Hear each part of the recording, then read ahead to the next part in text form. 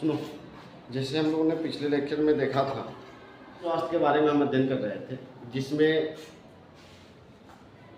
हम यौन संचारित रोग को देख रहे थे। सबसे पहले बता दिया गया था कि यौन संचारित रोग किसे कहते हैं, यानी ऐसा रोग जो क्या होता है, फिजिकल रिलेशनशिप की वजह से फैलता है, यानी यौन संबंध बनाने से फैलने वाले जो रोग हैं, उन्हीं रोगों के बारे में हम क्या कर रहे थे, अध्ययन कर रहे थे। बताया जा रहा है कि वे रोग जो क्या होता है, यौन संबंध से फैलता है, उसे हम क्या कहते हैं, यौन संचारित रोग कहते हैं। अब बताया गया था कि यौन संचारित रोग जो है निम्न प्रकार के होते हैं। वो कुछ इसमें जो है कुछ यौन संचारित रोगों को बताया गया है, जिसमें हमें क्या करना है, कुछ रोगों को देखना है, उन वह रोगों के लक्षण क्या हैं, उसके लक्षण को देखना है, उसके उपचार क्या हैं, और ये रोग किनके कारण से फैलते हैं, इसी के बारे में हमें क्या करना है, अध्ययन करना है। जिसमें से सबसे पहले हमने उपदंश को देख लिया था कि उपदंश क्या है और सुजाक क्या है। इसको मैंने क्या कर लिया था, पिछले लेक्चर में बता दिया था। जो नहीं पढ़े हैं वो पिछला लेक्चर देख लेंगे, ठीक है। आज हम देखते हैं जो तीसरा जो है क्लेमाइडिया जो है, यह रोग कौन सा है। यह भी एक यौन संचालित रोग है। ये जितना भी रोगों का नाम लिखा गया है, ये सारे रोग कौन से हैं, यौन संचालित रोग हैं, यानी यौन संबंध से ये क्या होते हैं, फैलते हैं।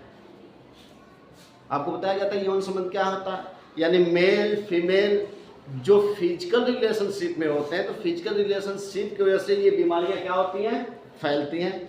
तो हम आज देखेंगे कि जो है क्लेमाइडिया जो है, ये एक यौन संचारित रोग है, और ये किसके कारण से फैलती है, तो ये एक बैक्टीरिया है, जिस बैक्टीरिया का नाम क्या है, क्लेमाइडिया ट्राइकोमेटिस।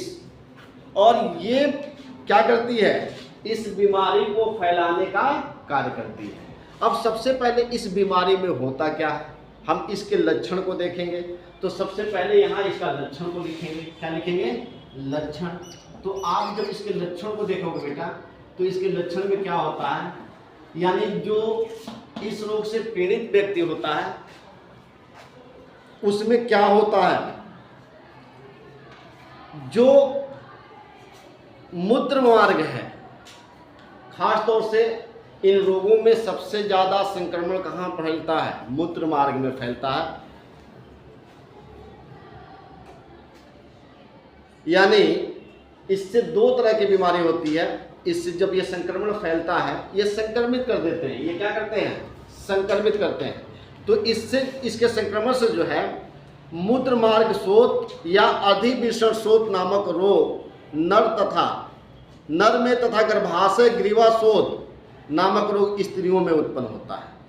पुरुषों में जो रोग उत्पन्न होता है, ध्यान रखना, ये स्त्री और पुरुष दोनों में होता है। पहले ध्यान से सुनो आप लोग, जब आपको बीमारियों के बारे में पता चल जाएगा तो आप लिख सकते हो। क्या बताया गया कि जो क्लेमाइडिया जो है, जो यौन संचारित रोग है, ये किसके द्वारा फैलता है, तो बैक्टीरिया के द्वारा फैलती है। उस बैक्टीरिया का क्या नाम है, क्लेमाइडिया ट्राइकोमेटिस। अब ये नर और मादा दोनों को प्रभावित करता है, यह रोग दोनों में होता है। जो पुरुष में होता है, तो पुरुष में जो रोग होता है उसको क्या कहता है, मूत्र मार्ग शोथ या जो है अधिविषण शोथ के नाम से जाना जाता है। ये पुरुष में फैलने वाले रोग का नाम है। और जो मादा में होता है बेटा, महिला में जो होता है, उसे कहा जाता है गर्भाशय ग्रीवाशोथ नामक रोग। किसमें होता है, स्त्रियों में होता है। किसमें होता है, स्त्रियों में होता है। इस रोग में होता क्या है कि इस रोग का लक्षण क्या है कि जब वह पेशाब करने जाता है, जब वो पेशाब करता है, तो उस समय उसमें क्या होता है, चाहे स्त्री हो या पुरुष हो, तो मूत्र त्याग एवं जननांगों में अन्य पदार्थ के स्राव जलन होती है। यानी पेशाब के साथ कुछ अन्य पदार्थ भी निकलते हैं, और उस पदार्थ के साथ ही साथ जब वो पेशाब करने बैठता है, पेशाब करता है, तो उस समय उसके अंगों में क्या होता है, जो जनन अंग है उनके अंदर जलन उत्पन्न होने लगता है। क्या समझे आप लोग, इस रोग में ये जो बैक्टीरिया है, बैक्टीरिया क्या करती है, पुरुषों में किसको प्रभावित करती है, किसको प्रभावित करती है जी? मूत्र मार्ग स्रोत को, या किसको? अधिवृषण स्रोत को, नामक रोग उत्पन्न करती है। और महिलाओं में क्या करती है? गर्भाशय और ग्रीवा स्रोत नामक रोग उत्पन्न करती है। और इसमें होता क्या है? तो बताया गया कि इसमें जब क्या होता है, जब वो मूत्र त्याग करता है या पेशाब करता है, तो पेशाब के रास्ते उसमें क्या होता है? कुछ तरल पदार्थ स्रावित होते हैं, और उस तरल पदार्थ के श्रावण के साथ ही साथ उनको क्या होता है? जलन होता है। क्या होता है? जलन होता है। अब इसके उपचार क्या है? तो ये आपने लक्षण देख लिया, लक्षण समझ में आया। अब मैं क्योंकि अब लिखूंगा तो बहुत समय लगेगा, आप इसको लिख लेना। अब इसके उपचार क्या है? तो इस रोग से, यानी इस रोग का इलाज क्या है? तो इसके लिए जो है टेट्रासाइक्लिन एवं डीऑक्सीसाइक्लिन युक्त दवाइयों का क्या किया जाता है? उपयोग किया जाता है। इन रोगों से राहत पाने के लिए कौन कौन से दवाइयों का इस्तेमाल किया जाता है? टेट्रासाइक्लिन एवं क्या बताया गया? डीऑक्सीसाइक्लिन युक्त दवाइयों का हम क्या करते हैं? उपयोग करते हैं। समझ में आ गया? समझ में आया? क्या बताया गया कि इस रोग से बचाव के लिए किन दवाइयों का यूज होता है? टेट्रासाइक्लिन और डीऑक्सीसाइक्लिन युक्त दवाओं का क्या होता है? उपयोग होता है। इसका सेवन किया जाता है, जिससे हमें इस रोग से क्या होता है? छुटकारा मिलता है। अब दूसरा तीसरा ये चौथा देखते हैं, ट्राइकोमोनियासिस क्या है? ये भी ट्राइकोमोनियासिस जो है एक क्या है? यौन संचालित रोग है। और यह रोग जो है किसके द्वारा फैलता है? तो प्रोटोजोआ के कारण से फैलता है। इसको फैलाने वाला जो सूक्ष्म जीव है वो कौन है? प्रोटोजोआ। उस प्रोटोजोआ का नाम जो है ट्राइकोमोनास बेजाइनेलिस नाम है। क्या बताया गया कि जो ट्राइकोमोनिसिस यौन संचालित रोग है, इससे जो सूक्ष्म जीव फैलाने, जो रोगाणु फैलाने का काम करता है, उस रोगाणु को हम क्या कहते हैं? प्रोटोजोआ कहते हैं। वो कौन होते हैं? प्रोटोजोआ होते हैं। वो कौन से प्रोटोजोआ होते हैं? ट्राइकोमोनास बेजाइलेनिस होते हैं। अब इसके लक्षण क्या है? अब देखेंगे इस रोग में होता क्या है। तो सबसे पहले हम इसका लक्षण देखेंगे। अगर किसी व्यक्ति में अगर इस तरह के लक्षण दिखाई दे रहे हैं तो वह समझ जाओ उसको कौन सी प्रॉब्लम है? ट्राइकोमोनियासिस होता है। और खास तौर से ये शादीशुदा लोगों को ज़्यादा ये बीमारियां होती हैं। जितनी मैं बीमारियों को बता रहा हूँ, ये शादीशुदा, क्योंकि वो फिजिकल रिलेशनशिप में होते हैं, तो उनमें इस तरह की बीमारियां क्या होती हैं? ज़्यादा पाई जाती हैं। तो देखते हैं इनके बारे में, देखते हैं कि इनके लक्षण क्या हैं।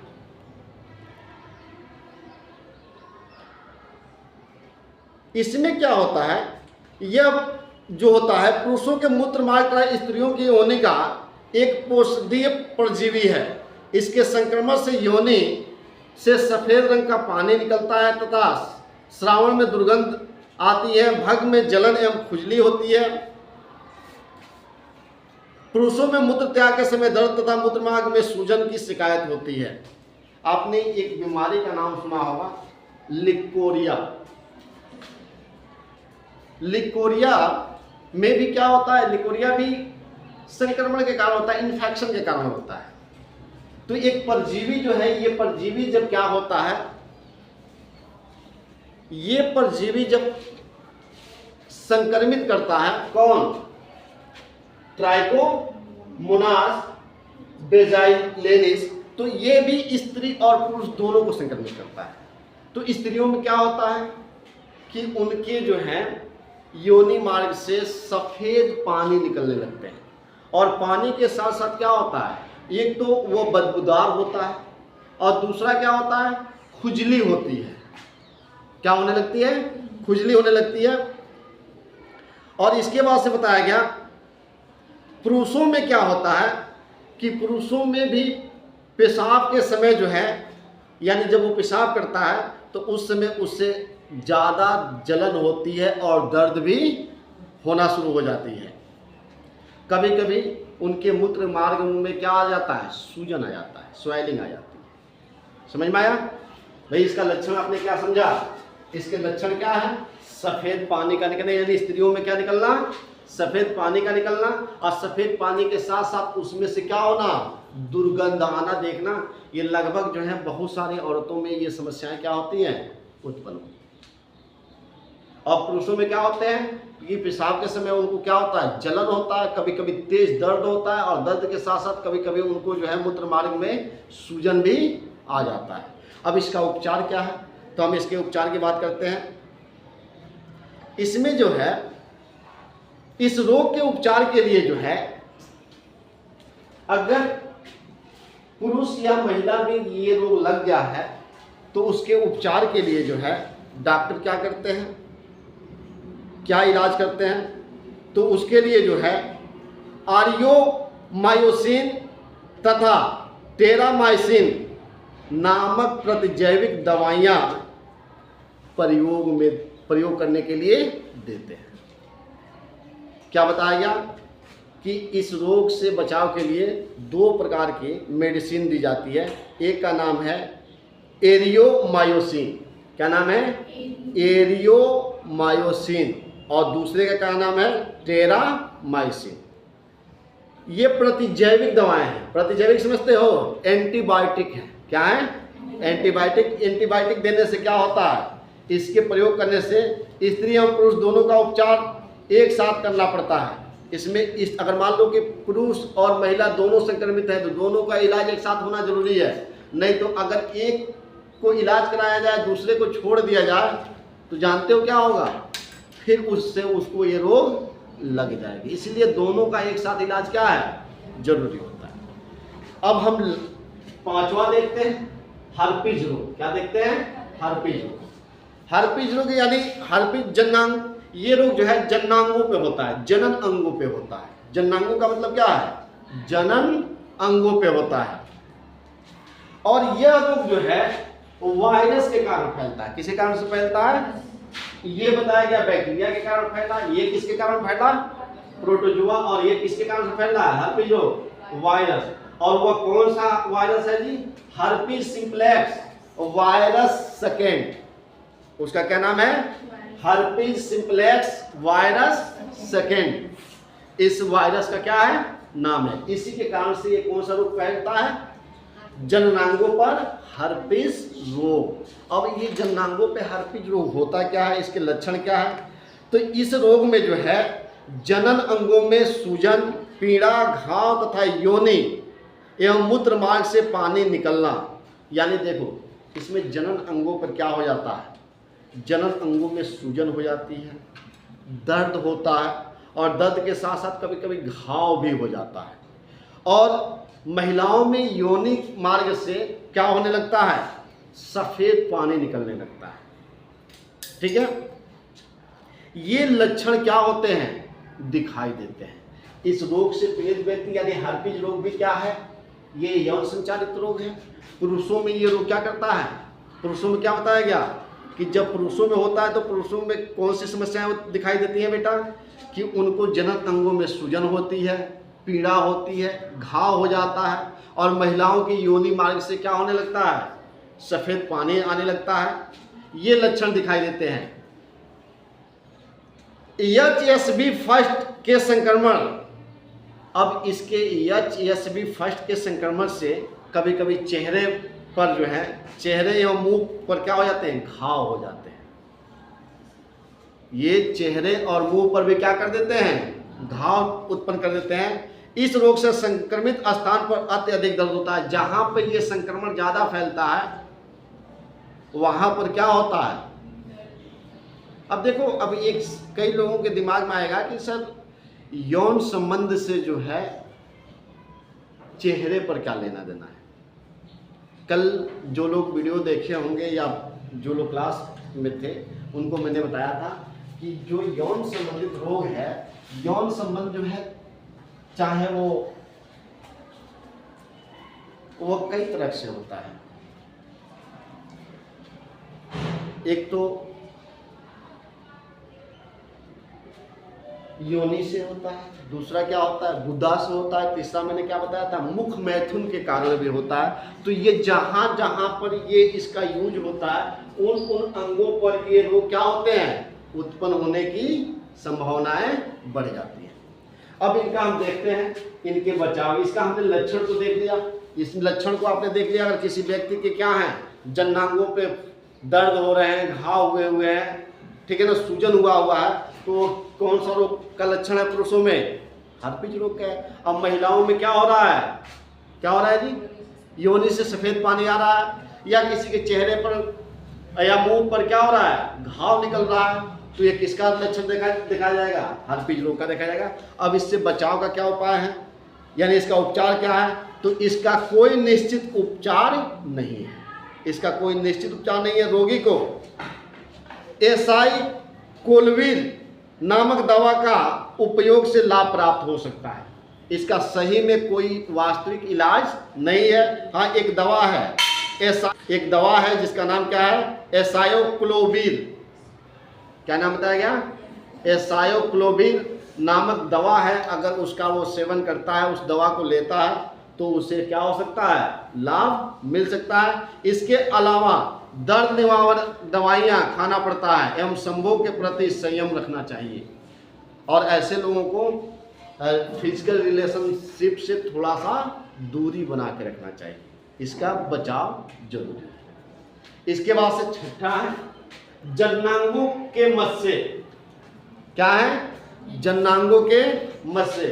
अब जन्नांगों पे मस्से कैसे निकलते हैं, तो ये भी एक वायरस के कारण होती है। किसके कारण से होती है, यह भी रोग किसके कारण से फैलती है वायरस के कारण। उस वायरस का नाम है मानव पेपिलोमा विषाणु। क्या नाम है मानव पेपिलोमा विषाणु। देखो इसका लक्षण क्या है, इसके संक्रमण के फल स्वरूप क्या होता है कि स्त्रियों में योनि एवं ग्रीवा में मस्से निकल आते हैं। इससे महिलाओं में जो है जो उसका योनि एवं ग्रीवा है, अरे ग्रीवा समझते हो ना, आपको बताया गया है, ये आपका जो है कि ऐसे बताया गया था, ये वाला भाग क्या होता है जो यूट्रस आप बनाते हो ना, ये यूट्रस बनाते हो, तो ये वाला यहाँ से ये योनि से जुड़ा होता है, और इस भाग को क्या कहता है, ये नीचे वाला भाग योनि होता है, और ये क्या होता है ग्रीवा होता है। तो ये कहाँ पर ये होता है, योनि और ग्रीवा पर क्या होते हैं मस्से निकल जाते हैं, यानी मस्से यानी छोटे छोटे घाव बन जाते हैं।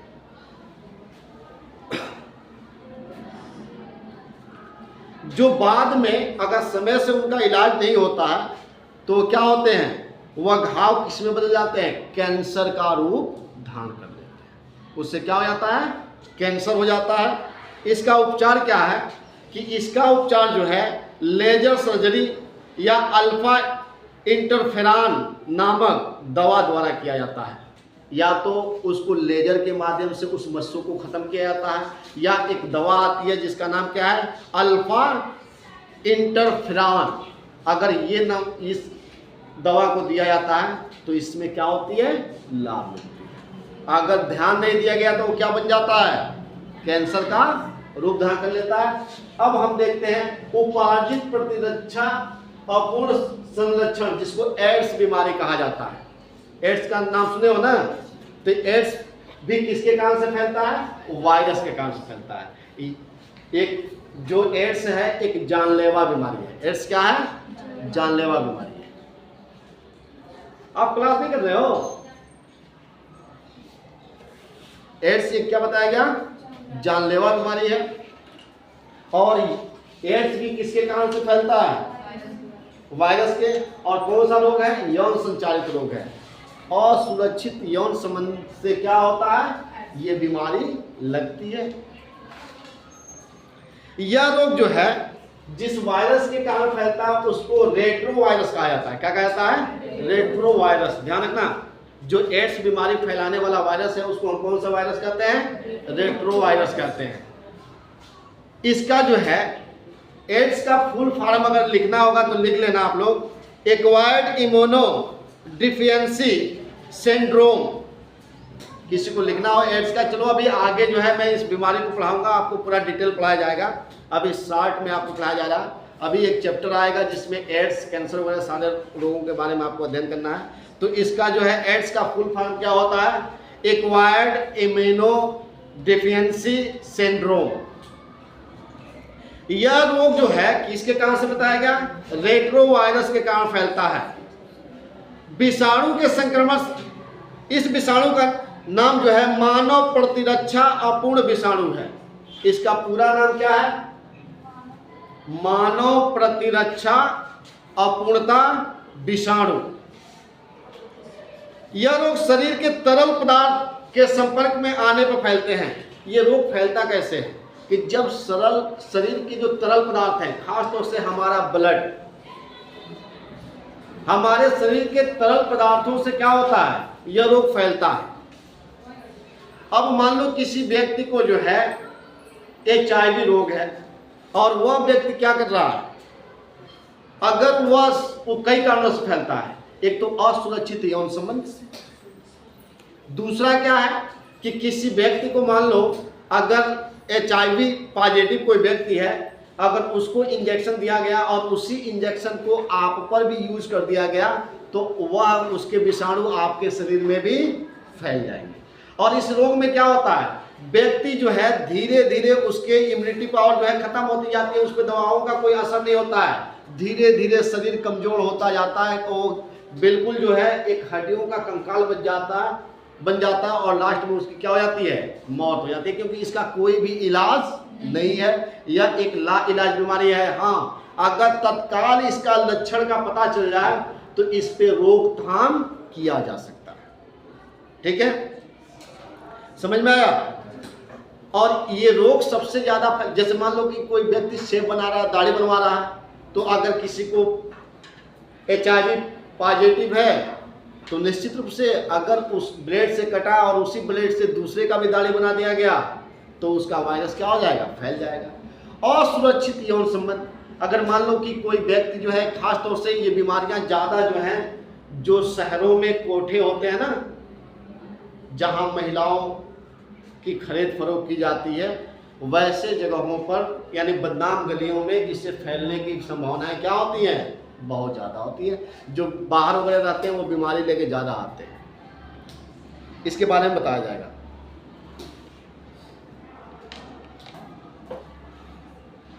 अब लास्ट जो है इसमें रोग के बारे में पढ़ना है हेपेटाइटिस। किसके बारे में पढ़ना है? हेपेटाइटिस। देखो, इस रोग में यकृत विषाणु के संक्रमण के कारण, यह भी जो है वायरस के कारण फैलने वाला क्या है? बीमारी है। हेपेटाइटिस बी का रोगजनक हेपेटाइटिस बी HBV होता है, जो मैथुन संक्रमित चिकित्सीय औजार तथा संक्रमित रुधिर आघान द्वारा फैलता है। अब मान लो कि हॉस्पिटल में कोई जो है, जैसे ऑपरेशन होता है ना, तो एक ही औजार का उपयोग वो लोग करते हैं। तो देखना, जो अच्छे डॉक्टर होते हैं बराबर अपने औजारों को गर्म पानी में डाल के पहले उबालते हैं, ताकि उसमें का जितना संक्रमण है वो क्या हो जाए? समाप्त हो जाए। अब ऐसा नहीं कि एक का जिससे चीरा लगा दिया उसी से दूसरे को चीरा लगा देंगे। और चीरा लगाने के लिए हमेशा अलग अलग ब्लेडों का क्या किया जाता है? उपयोग किया जाता है। लक्षण इसका देखते हैं कि इस रोग में प्रारंभिक अवस्था में रोगी को फ्लू, मिचली आना, भूख की कमी आदि हो जाते हैं। अधिक संक्रमण पर यकृत की, ये देखो, ये लीवर को प्रभावित करने वाला है। अरे हेपेटाइटिस समझते हो? जो पीलिया नामक रोग है ना, जब पीलिया लास्ट स्टेज में पहुंचता है तो वो लीवर में उतर जाता है, और जब लीवर में उतर जाता है तो हेपेटाइटिस बहुत खतरनाक बीमारी है। अगर इसके सही समय से अगर इसका इलाज नहीं हुआ तो उस व्यक्ति के शरीर को भी आप छुओगे तो आपको ये बीमारी लग जाएगी। ये इतना घातक बीमारी होता है और ये लीवर को पूरा डैमेज कर देता है। ठीक है ना? इसमें क्या होता है कि रोगी को भूख नहीं लगती है, उसका शरीर धीरे धीरे कमजोर होने लगता है, अधिक क्षति होने पर पित्त ज्वर हो जाते हैं, रोग के प्रचंड होने पर रोगी को चक्कर आने लगता है। अतः इसकी मृत्यु हो जाती है। यकृत शोथ में विषाणु को संक्रमण मल मूत्र के माध्यम से भी फैलता है। वह रोगी अगर जो मल मूत्र का त्याग करता है, उस मल मूत्र से भी दूसरे व्यक्ति को क्या हो सकता है, इसका संक्रमण फैल सकता है। अब उपचार क्या है? इस रोगी को उपचार के लिए विशेष औषधि नहीं है। रोगी को स्वस्थ वातावरण में रखने, पूर्ण आराम और स्वच्छ आहार की आवश्यकता होती है। इसके टीके की 3 खुराक पूरे जीवन काल में प्रतिरोधकता बनाए रखती है। हेपेटाइटिस बी के लिए HBV वैक्सीन तैयार हो चुकी है। अब देखो, सही मायने में अगर ये रोग अगर सही से अगर ये लास्ट स्टेज में पहुंच गया तो रोगी को बचाया नहीं जा सकता है। इसके लिए जो है बच्चों को, जब बच्चे जन्म लेते हैं तो जब आप लोगों को भी हेपेटाइटिस बी का क्या करना चाहिए, टीका लगवा लेना चाहिए। उसके टीका का नाम है HBV। क्या नाम है? वह आपको जीवन भर बचा के रखेगा। और ऐसे रोगी, अगर कोई घर में कोई रोगी हो जाए तो उसका यही उपाय है कि उसको ज़्यादा से ज़्यादा रेस्ट दिया जाए, साफ सुथरे जगह पर रखा जाए और उसका समय से क्या किया जाए, उसको समय समय पर ध्यान दिया जाए। हाँ, अपने आप को बचाते हुए। ठीक है, तो ये क्या थे? यौन संचारित रोग थे, जिसको हमने क्या कर दिया, पढ़ा दिया। अब यौन संचारित रोगों का रोकथाम एवं उपचार है, तो इसको समय मिलता है बता देते हैं। बाकी ये चैप्टर क्या हो जाएगी, खत्म हो जाएगी। अच्छा, 2 मिनट सुनो। अरे, इसके रोकथाम के उपाय क्या हैं? अभी सब में तो रोकथाम आपने पढ़ ही लिया।